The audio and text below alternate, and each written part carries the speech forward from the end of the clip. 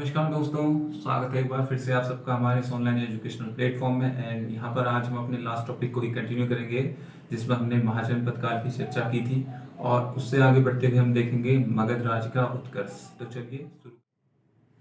मगध की अगर बात की जाए तो सबसे पहले हम देखेंगे मगध की समृद्धता के कारक। तो चलिए स्टार्ट करते हैं इसे।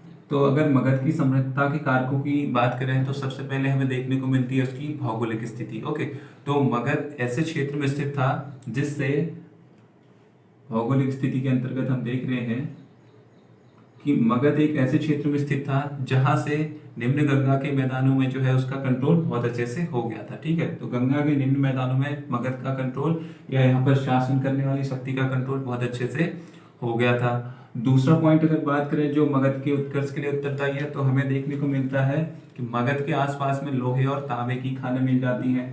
तांबा और लोहा मगध के पास में ही मिलता है, या यूं कहें कि ये लोहा और तांबे की खानें मगध के पास में स्थित थी, जिससे यहाँ पर योद्धा वर्ग और किसान वर्ग, देखिए ये प्रत्येक वर्ग के लिए एक कीमती वस्तु है और किसान इससे अपने लिए उपकरण बना सकता था। जैसे कि मैंने बताया है, जो सैन्य वर्ग है इससे अपने लिए उन्नत किस्म के हथियार बना सकता था। तो इसकी प्रेजेंस भी उसको एक शक्तिशाली राज्य के रूप में स्थापित करने में सहायक सिद्ध हुई।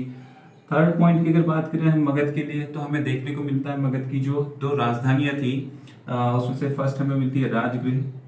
ओके, तो राजगृह की अगर बात करें तो हमें देखने को मिलता है राजगृह ऊंची ऊंची पहाड़ियों से घिरा हुआ था।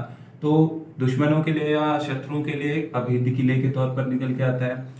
दूसरी राजधानी की अगर बात करें तो मिलती है हमें पाटलिपुत्र। पाटलिपुत्र की मैं बात करूं तो यह हमें मिलता है गंगा और सोन नदी के संगम पर। देखिए, गंगा सोन नदी और गंडक के संगम पर। तो देखिए यहाँ पर ये जो है एक अभेद्य दुर्ग के तौर पर निकल के आते हैं। मीन्स ये जल दुर्ग के पानी से तीनों ओर से घिरा हुआ हमें मिलता है। तो यहाँ पर शत्रुओं के लिए ये भी एक अभेद्य किले के तौर पर निकल के आता है। तो ये कुछ पॉइंट हमारे पास निकल के आए जिनसे हम देख पाएंगे कि मगध की भौगोलिक स्थिति काफी अच्छी हो गई थी। साथ ही साथ एक चीज और देखिए यहाँ पर कि ये देखिए संगम पर स्थित है ये नदियों के, और यहाँ पर देखेंगे तो जलोढ़ मृदा का जमाव इसके आसपास के एरिया में हमें देखने को मिलेगा। तो ये जमीन यहाँ की काफी फर्टाइल हो जाती है, तो किसानों को भी यहाँ पर अधिक अन्न उपजाने में काफी सहायता मिली। तो इस वजह से देखिए समृद्धि भी हो रही है, उनके पास अच्छे किस्म के हथियार भी हैं, उनकी सीमाओं की प्राकृतिक रूप से सुरक्षा भी हो रही है। तो जेन्युइन से रीजन है कि मगध जो है अन्य अपने समकालीन जनपदों से शक्तिशाली महसूस करेगा। तो आगे बढ़ेंगे और डिस्कस करेंगे मगध पर शासन करने वाले कुछ शुरुआती वंशों की यहाँ से। तो बात करते हैं मगध के प्रमुख राजवंशों की, और सबसे पहले हमें यहाँ पर देखने को मिलेगा हर्यक वंश।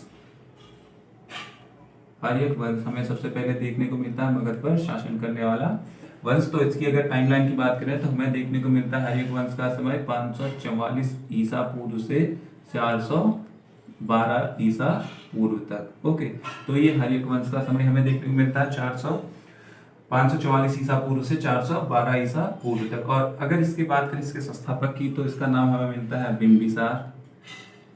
तो इसमें कंफ्यूज नहीं करेंगे, बिंबिसार। और अभी मौर्य साम्राज्य में हमें मिलेगा बिंदुसार। तो लगभग सेम हमें देखने को मिलते हैं, बस कंफ्यूज नहीं करना। तो बिंबिसार इसका संस्थापक है, और बिंबिसार का हमें एक और नाम मिलता है, तो इसका एक और नाम हमें मिलता है श्रोणिक, जो कि इसको जैन साहित्यों में इसके लिए ये नाम वर्णित है। आगे बढ़ते हैं और बात करते हैं बिंबिसार के शासनकाल की। तो इसका शासनकाल अगर बात करें तो ये हमें मिलता है 544 ईसा पूर्व से 492 ईसा पूर्व तक।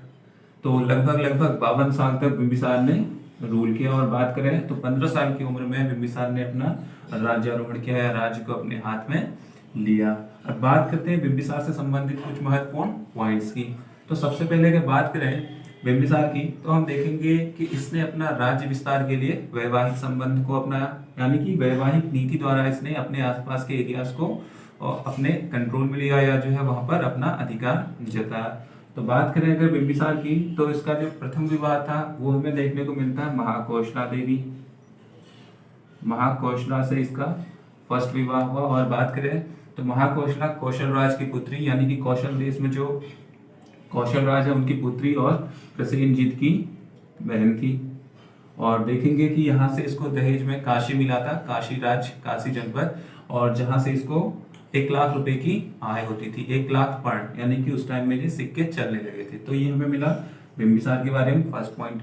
दूसरे अगर बात करें जो इसका दूसरा विवाह हुआ था उसकी अगर बात करें तो हमें देखने को मिलता है वैशाली। ठीक है, तो वैशाली की लिच्छवी राजकुमारी चेलना के साथ इसका दूसरा विवाह हुआ था, या इसको छलना नाम भी कहीं कहीं मिलेगा आपको। तो वैशाली की लिच्छवी राजकुमारी चेलना या छलना के साथ इसका द्वितीय विवाह हुआ था। और बात करें इससे तो यहीं पर आपको देखने को मिलेगा कि चेलना या छलना से ही अजातशत्रु का जन्म हुआ था। ओके, ये हमें दूसरा चीज देखने को मिला। तीसरे विवाह की अगर बात करें तो बिंबिसार का जो तीसरा विवाह था तो पंजाब की मद्र कुल की राजकुमारी, उनका नाम था क्षेमा। तो क्षेमा के साथ हमें बिंबिसार का तीसरा विवाह देखने को मिलता। तो ये कुछ उसने वैवाहिक संबंध या वैवाहिक नीति द्वारा अपने राज्य को विस्तार किया है। देखिए क्या होता है कि जिन जिन राज्यों में उनका विवाह होगा, ऑब्वियस सी बात है अगर राज्य विस्तार ना भी करे तो वो उसके कभी शत्रु नहीं हो सकते, तो ये इसके हमेशा मित्र देश बने रहेंगे। ठीक है, तो बात करते हैं अगले पॉइंट की। तो हम देख पाते हैं बिंबिसार ने राज्य विस्तार के लिए अवंती पर आक्रमण किया। तो अवंती को जीतकर उसने अंग राज्य पर उसने आक्रमण किया, और अंग राज्य को जीतकर उसने मगध में मिला लिया। अंग राज्य को जीतकर उसने मगध में मिला लिया और अपने पुत्र अजातशत्रु को यहाँ का शासक नियुक्त किया।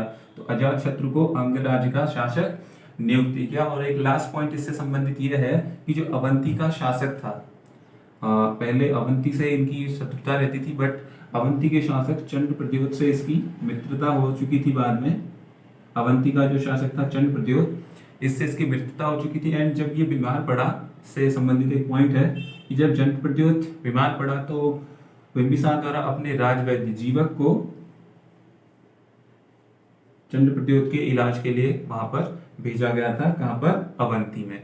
तो ये एक लास्ट पॉइंट। और इससे संबंधित एक और पॉइंट ये है, बिंबिसार गौतम बुद्ध और महावीर स्वामी दोनों का समकालीन देखने को मिलता है। बिंबिसार जो है गौतम बुद्ध और महावीर स्वामी दोनों के समकालीन था। ये इससे संबंधित कुछ महत्वपूर्ण पॉइंट हमें मिले। और लास्ट चीज ये है कि 492 जब इसका लास्ट टाइम देखिए 492 में इसके अपने पुत्र अजातशत्रु द्वारा इसकी हत्या कर दी गई थी और स्वयं जो है राजा राहित अपने राज्य पर खुद को स्थापित कर लिया।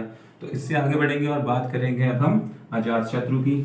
तो जैसे कि मैंने बताया, अजातशत्रु द्वारा ही अपने पिता की हत्या कर खुद को राज्य अपने सिंहासन पर आसीन किया गया। तो अजातशत्रु की अगर बात करें इसका समय काल की, तो इसका जो शासनकाल मिलता है हमें मिलता है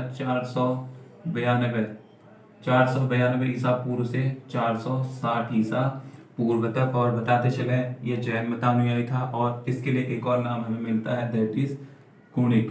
तो कुणिक नाम अजातशत्रु के लिए प्रयोग किया जाता है। और इससे संबंधित कुछ महत्वपूर्ण बिंदुओं को डिस्कस करते हैं।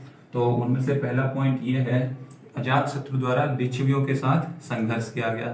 ठीक है, तो लिच्छवी लोगों के साथ इसका संघर्ष हुआ। उस युद्ध में इसने 2 महत्वपूर्ण अस्त्रों का प्रयोग किया, जिसमें से पहले का नाम हमें मिलता है रथमूसर। देखिए इसको ध्यान रखेंगे, रथमूसर। और दूसरा जो हथियार इसने यूज किया था उसका नाम हमें मिलता है महाशिला कंटक। तो रथमूसल और महाशिला कंटक, इसने 2 अस्त्रों का प्रयोग किया था। किसके साथ? लिच्छवियों के साथ हुए संघर्ष में। दूसरा महत्वपूर्ण पॉइंट यह है कि अजातशत्रु के समय में ही राजगृह की सप्तपर्णी गुफा में, तो राजगृह में ये मान के चलते हैं, राजगृह की सप्तपर्णी गुफा में प्रथम बौद्ध संगीति का आयोजन हुआ था। और मैंने बताया इसके टाइम काल मतलब 483 ईसा पूर्व में फर्स्ट बौद्ध संगीति में देखने को मिलती है राजगृह में अजातशत्रु के टाइम में। और इसकी अध्यक्षता की थी महाकश्यप ने। तो ये इंपॉर्टेंट पॉइंट है। तो महाकश्यप द्वारा यहाँ पर फर्स्ट बौद्ध संगीति की अध्यक्षता की गई अजातशत्रु के टाइम में जो हुई थी। ओके, तो ये हमने देखे इससे संबंधित कुछ महत्वपूर्ण पॉइंट। और लास्ट पॉइंट इससे संबंधित ये है कि 32 वर्ष तक शासन करने के बाद इसकी हत्या इसके स्वयं के पुत्र उदयन द्वारा कर दी गई। ओके, तो देखिए यहाँ पर एक चीज देखने को मिल रही है कि पुत्र ही अपने पिता की हत्या कर रहा है। तो इससे संबंधित एक महत्वपूर्ण पॉइंट आता है ये कि इतिहास में हर एक वंश को पितृहंता वंश भी कहते हैं, पितृहंता वंश भी कहा जाता है। ओके, एक चीज ये हमारे सामने आई तो उदयन की बात करते हैं आगे बढ़ते हुए।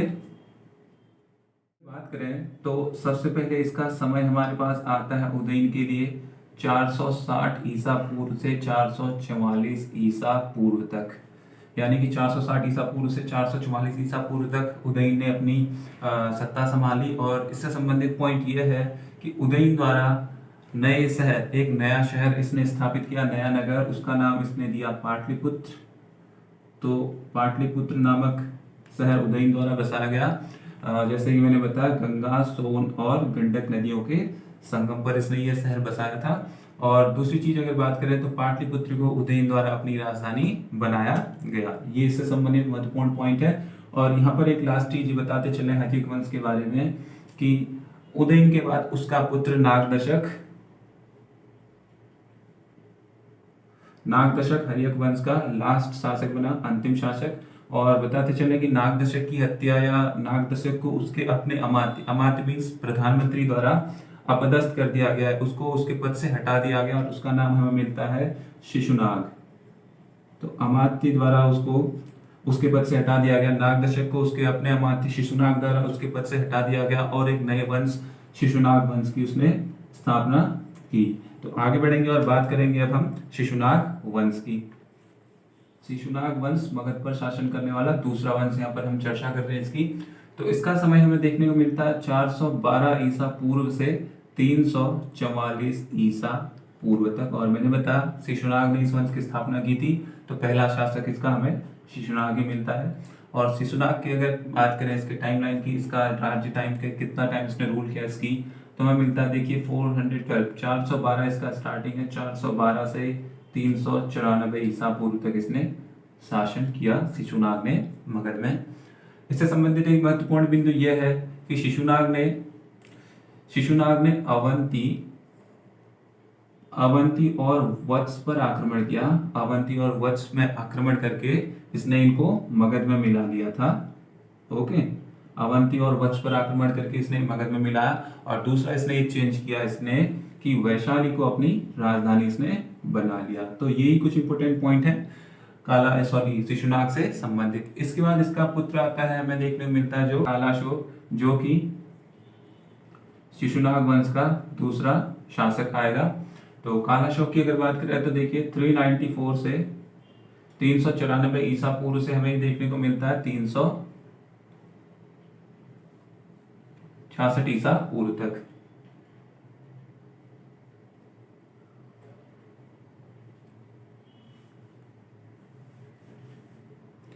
शिशुनाग के बाद आता है इसका पुत्र कालाशोक।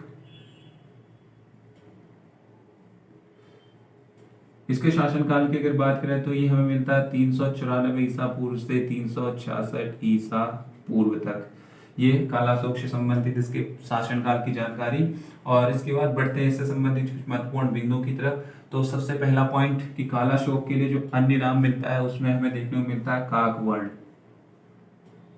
तो पुराणों और दिव्यावदान में इसके लिए काकवर्ण यूज किया गया। पुराण और दिव्यावदान में इसको काकवर्ण नाम दिया गया। और बताते चले कि दिव्यावदान एक बौद्ध ग्रंथ है। तो बौद्ध ग्रंथ दिव्यावदान और पुराण में कालाशोक के लिए काकवर्ण नाम मेंशन किया गया है। दूसरा महत्वपूर्ण बिंदु यह है कि इसी के टाइम में ही हमें देखने को मिलेगी द्वितीय बौद्ध संगीति। तो द्वितीय बौद्ध संगीति 383 ईसा पूर्व में वैशाली में हुई थी। किसके टाइम में? कालाशोक के टाइम में। और इसका जो अध्यक्ष हमें देखने को मिलता है उसका नाम हमें मिलता है सुबुकामी या कहीं कहीं पर साब कमील इसका नाम हमें देखने को मिलेगा। तो ये इससे संबंधित कुछ महत्वपूर्ण बिंदु हमें देखने को मिले कि फर्स्ट चीज उसको नाम दिया गया है काकवर्ण। दूसरी चीज की कालाशोक के टाइम में ही द्वितीय बौद्ध संगीति हुई थी वैशाली में, सुबुकामी की अध्यक्षता में 383 BC। तो इस टाइम में हुई थी। ओके, तो ये हमें देखने को मिले शिशुनाग वंश से संबंधित कुछ महत्वपूर्ण तथ्य। इसके बाद देखने को मिलता है कालाशोक के 10 पुत्र हमें देखने को मिलते हैं, ऐसा पुराणों में देखने को मिलता है, बट उनका कुछ स्पष्ट वर्णन मिलता नहीं है। तो इससे आगे बढ़ेंगे। अब हम बात करेंगे मगध के अगले वंश की, दैट इज नंद वंश।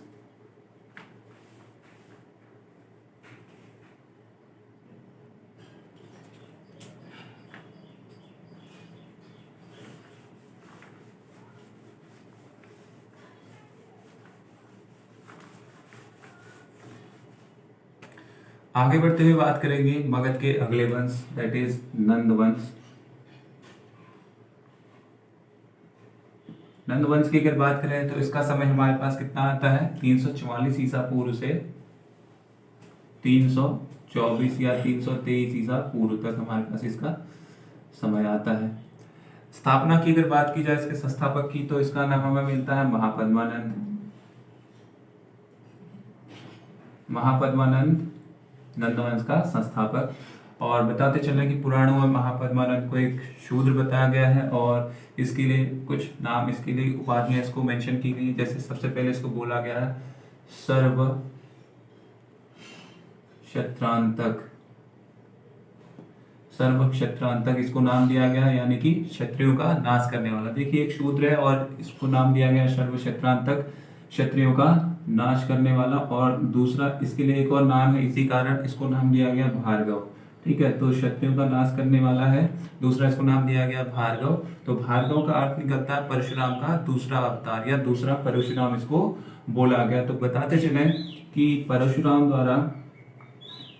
परशुराम जो कि ब्राह्मण थे, परशुराम द्वारा 21 बार धरती को क्षत्रिय विहीन कर दिया गया था, यानी कि 21 टाइम जो है परशुराम ने, बोला जाता है कि धरती से क्षत्रियों का संपूर्ण विनाश कर दिया गया था परशुराम द्वारा। तो ये पद्मानंद की कुछ नाम हमें मिले, सर्व क्षत्रांतक और भार्गव। दूसरा इससे संबंधित पॉइंट ये है कि परशुराम द्वारा महापद्मानंद द्वारा एक बहुत बड़े साम्राज्य की स्थापना की, बहुत अपना साम्राज्य का बहुत विस्तार किया गया महापद्मानंद द्वारा। तो इसके लिए इसको नाम दिया गया एकराट, इसको नाम मिले इस वजह से एकराट। और दूसरा नाम अगर बात करें तो इसको एक क्षत्र भी उपाधि मिली। इस तरह से ये इससे संबंधित कुछ महत्वपूर्ण पॉइंट निकल के आए। बात करें अगला पॉइंट जो कि लास्ट चीज है इससे संबंधित, कि इसके 8 पुत्र थे और उन्हीं में से एक हमें मिलता है धनानंद। उनमें से एक नाम हमें मिलता है धनानंद। और धनानंद जो है मगध का अंतिम शासक, नंद वंश का अंतिम शासक मगध में था। और अब बात करते हैं आगे चल के धनानंद की। तो धनानंद की अगर बात करें तो यह जो है काफी अत्याचारी शासक था और जिसकी वजह से मगध की जनता इससे त्रस्त थी। ओके, और दूसरा पॉइंट इससे रिलेटेड यह है कि इसी के टाइम लगभग 326 ईसा पूर्व में भारत के पश्चिमोत्तर प्रांत में सिकंदर द्वारा आक्रमण किया गया था। ठीक है, तो सिकंदर, इसकी बात हम आगे करेंगे मौर्यन एम्पायर में, वहां से थोड़ा इसको वहां पर ही इसको थोड़ा बहुत हम डिस्कस करेंगे। तो 326 ईसा पूर्व में सिकंदर द्वारा भारत के पश्चिमोत्तर एरिया में आक्रमण किया गया धनानंद के टाइम में। और यहाँ पर तीसरी चीज देखने को मिलेगी कि ग्रीक और यूनानी ग्रंथों में, ठीक है, ग्रीक और यूनानी लेखकों द्वारा धनानंद के लिए अग्रमीज शब्द का प्रयोग किया गया है धनानंद के लिए ग्रीक और यूनानी लेखकों द्वारा। ओके, और लास्ट पॉइंट इससे संबंधित यह है कि देखिए धनानंद इससे संबंधित था चाणक्य के बारे में आप सबने सुना होगा। तो चाणक्य को धनानंद द्वारा अपमानित किया गया और अपने राज्य से इसको बहिष्कृत किया गया। तो चाणक्य द्वारा ली गई शपथ के अनुसार धनानंद का उसने विनाश कर दिया। और धनानंद का विनाश चाणक्य द्वारा चंद्रगुप्त की सहायता से लगभग 324 या 323 ईसा पूर्व में हमें देखने को मिलता है। तो यहाँ पर देखिए नंद वंश का समापन हो जाता है और चंद्रगुप्त एक नए वंश यानी कि मौर्य साम्राज्य की स्थापना करता है। और मौर्य साम्राज्य की बात करें तो एक स्वर्णिम युग के तौर पर देखने को मिलता है। काफी सारा विकास, विस्तार और समृद्धि हमें मौर्यन काल में देखने को मिलती है। और ये हुआ आज के विषय का समापन। तो उम्मीद है यहाँ तक आप सबको क्लियर हो गया होगा। एंड जब नेक्स्ट टाइम हम मुलाकात करेंगे तो हम बात करेंगे बौद्ध धर्म की। तो तब तक के लिए थैंक यू।